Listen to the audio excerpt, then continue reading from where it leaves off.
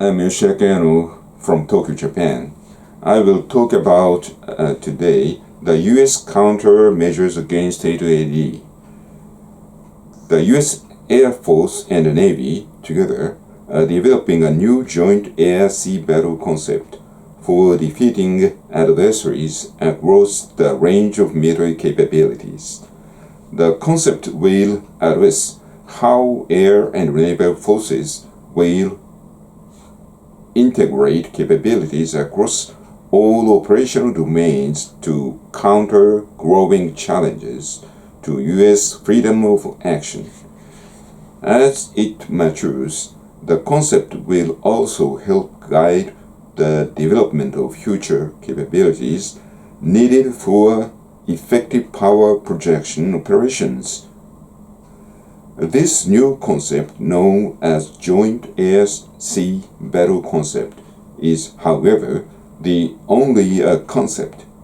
It is not guaranteed by the budget. Offshore balancing is controlled. The shortage of the budget influences most seriously on the R&D, research and development. As global R&D investment increases, it is proving increasingly difficult for the United States to maintain a competitive advantage across the entire spectrum of defense technologies. We cannot afford everything we might desire. Therefore, in the future, the department must balance capability portfolios to better align with the budget constraints and operational needs based on priorities assigned to war fighter capabilities. This is from U.S. Department of Defense, February 2010. U.S. President Obama made remarks to the Australian Parliament on November 17, 2011. He said in the remarks that reduction in U.S. defense spending will not come at the expense of the Asia-Pacific.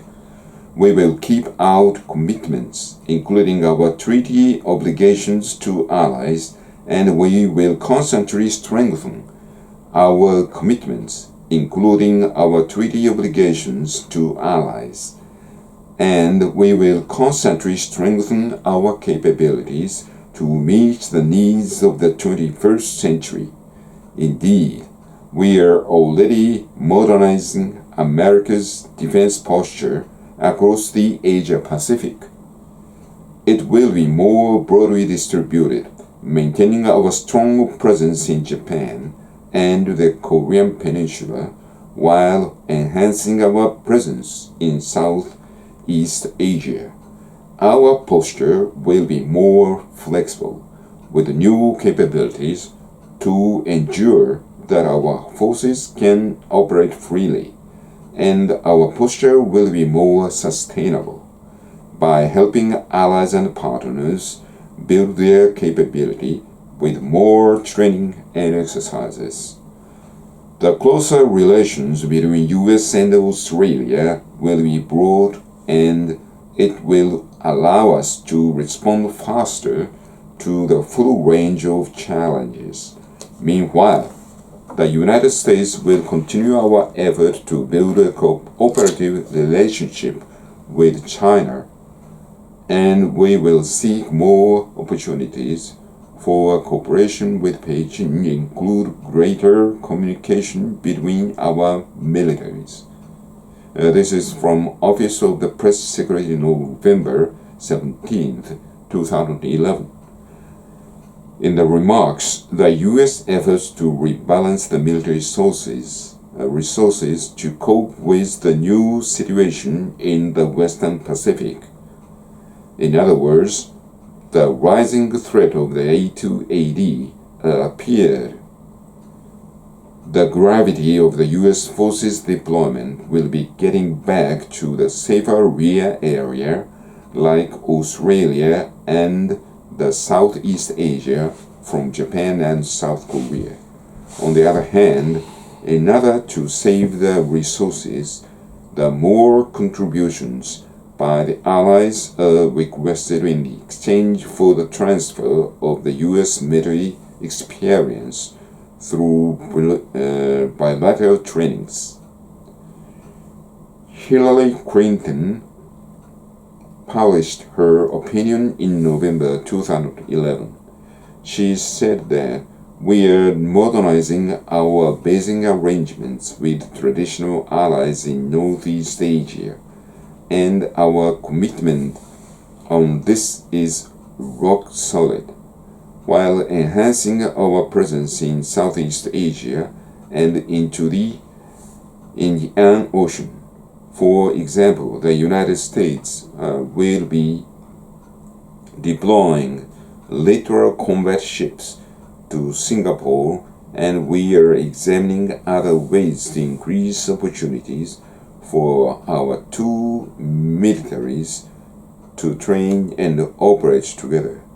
And the United States and Australia agreed this year to explore a greater American military presence in Australia to enhance opportunities for more joint training and exercise. Clinton's statement declared the strong will of the U.S. to keep the forces in Asia-Pacific. Responding to the political decision and joint air-sea battle concept, the strategists in the U.S. are proposing the concept of offshore balancing and offshore control. Both concepts take the limitation of the resources and the new military situation in the Western Pacific into consideration. The possibilities of how much and when these concepts are realized are uncertain. Representatives of the three military services indicated that they would be struggling in 2014 to restore readiness. For example, the Air Force, for the first time in its history, is implementing a tiered approach to unit preparedness.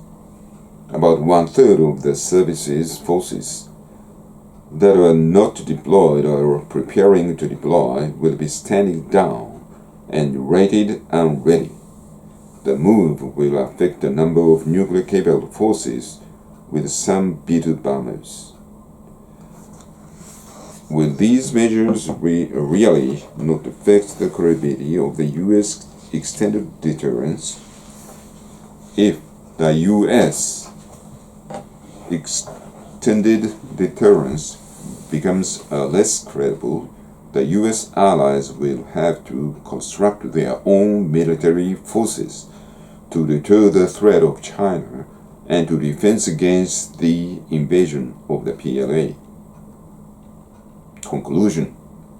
New Secretary General Xi Jinping stated on November 15, 2012, that he would make every effort to realize a great revival of the China race. Socialism looks like one of the tools for realizing such a nationalistic aim. He declared that the objective for the modernization of the PLA is the construction of firm defense and strong military forces adapted to the national security and interest. He also said that we should fundamentally realize the mechanization and make a great advance in the construction of the information-oriented military by 2020. That the security of ocean, aerospace, and cyberspace should be paid attention continuously is pointed out. The PLA will continue to pursue the construction of the capabilities enough to win the local wars under the information-oriented condition. The missile forces will be put the emphasis. Consistency of the military strategy and the firm will among the leaders to make the endurable effort to realize it is the marvelous characteristics of the PLA. The PLA is trying to seize the exclusive control in the South and East China Sea. The PLA will accomplish its objective to control the sea encircled by the three island chains in the long term. U.S. forces are suffering from the defense budget cut, and the forward deployed forces might gradually decrease in spite of the statement to keep the American commitments to the allies in Western Pacific. But nowadays, under the Trump administration, the defense budget of the U.S. has dramatically increased. Next year, by 2020, more than 700 billions of dollars will be allotted to the defense budget in the next fiscal year, 2020. So the budget will be increased in the near future in the United States. If the U.S. does not accept the challenge by the PLA pursuing the control of the larger area, spread beyond the first or second island chain, some conflicts, including the use of military forces, will happen in the future. At that time, the Allies will be urged to defend by themselves for some period or eternally. Thank you. This concludes my comments on the China's military powers.